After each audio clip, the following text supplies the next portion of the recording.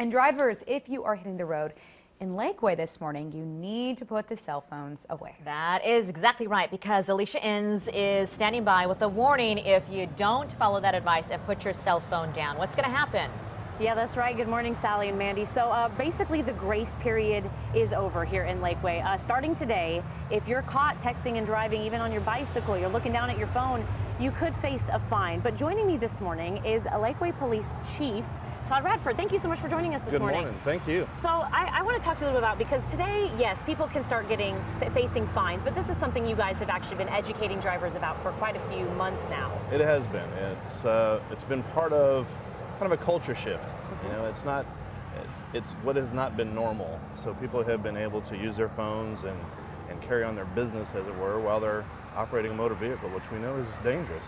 It's, the research says it is, and it's something that we want people to refocus their energies on, is driving the vehicle and worry about the communication and Facebook and Twitter and all that while you're operating that vehicle. Wait for later.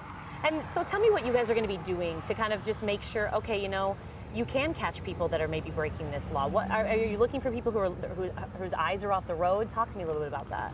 Well, every officer knows now that the grace period is over, so that doesn't mean that everybody automatically gets a citation. We recognize that a big part of the transportation code and its enforcement is voluntary compliance, and we really just want people to voluntarily comply with this ordinance. So when officers are out and about, they're going to be looking for how people are operating their vehicle, which is one of the things that always catches our attention first. Also, just driving up next to somebody and you see them on the phone. And, you know, being able to see people coming at you and moving away from you, it's not very difficult to see that they have something in their hand.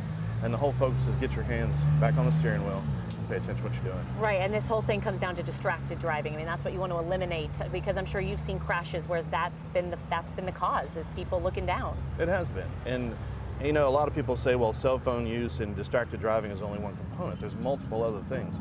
But this is a first step. This is a great place for people to recognize, if I just pay attention to what I'm doing and not do all the other and sundry things that we have done as a culture for a long time, and multitasking, this is not the time to multitask. This is the time to pay attention to the road so that you get home safe, but more importantly, so that other people get home safe. Agreed. Thank you, Chief, so much. We really appreciate you taking the time to talk to us. Ma'am. So we're going to hear from him more in the next 30 minutes, because I want to talk to you guys about what kind of fines you can face if you're caught. That's all new in 30 minutes. I'll send it back to you guys in the studio. Okay, thank you. A statewide attempt to ban texting while driving over at the Capitol is when they looked at this, but it failed for the third time during the last legislative session.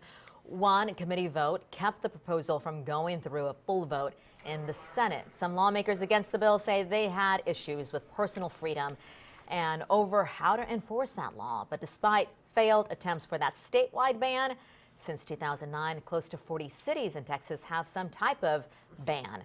Meadow Lakes, just southeast of Marble Falls. Other large cities with either texting or phone bans include San Antonio, Amarillo, El Paso. The city of Austin is the first in the state to have a citywide ban on texting while driving.